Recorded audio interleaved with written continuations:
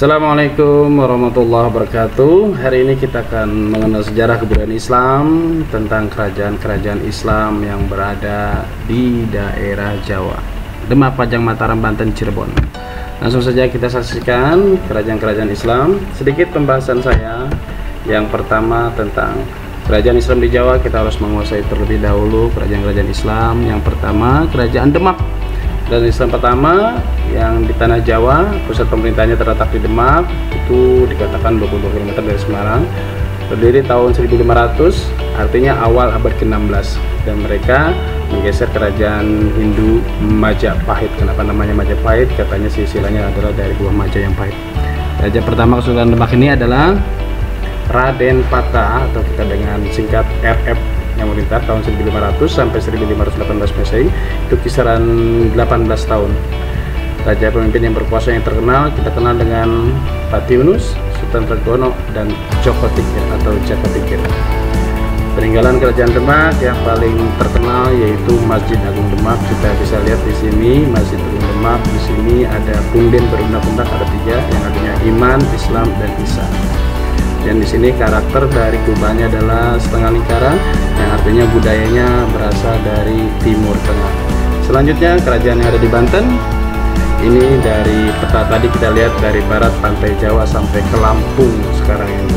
Nah, kerajaan Banten ini ketika Sultan Hadiwijaya berkuasa di Demak, kerajaan Banten baru menjadi kesultanan ketika mereka merdeka dari kerajaan Demak. Raja pertamanya dikenal dengan Sultan Hasanuddin atau Maulana Hasanuddin. Kemudian kerajaan ini mempunyai raja-raja yang terkenal lainnya, yaitu Maulana Yusuf, Maulana Muhammad, Abu Mufakhir, dan Sultan Agung Tirtayasa atau Ageng Tirtayasa. Ageng itu dulu adalah besar atau Sultan Gede. Selanjutnya apa sih peninggalan dari kerajaan Banten? Kita bisa lihat di sini.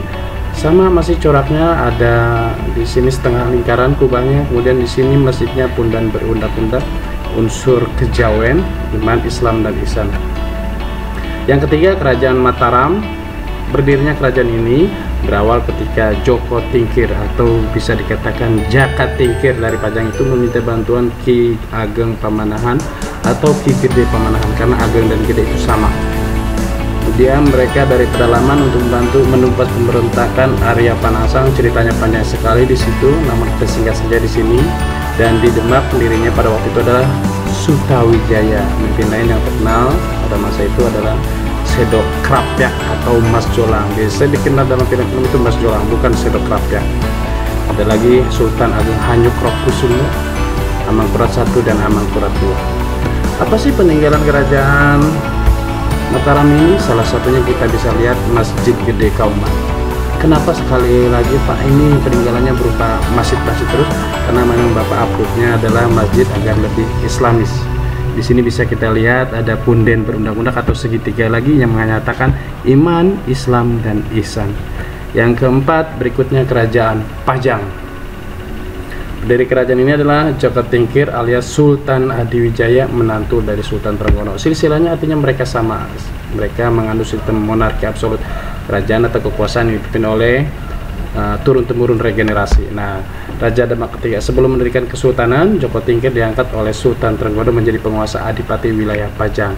Jadi ketika mereka menjadi penguasa wilayah Pajang atau bisa disebut gubernur, kemudian mereka memerdekakan diri dan gubernur tersebut menjadi presiden Pajang bahasanya. Maka di sini disebut kerajaan Pajang, menjadi Sultan Pajang.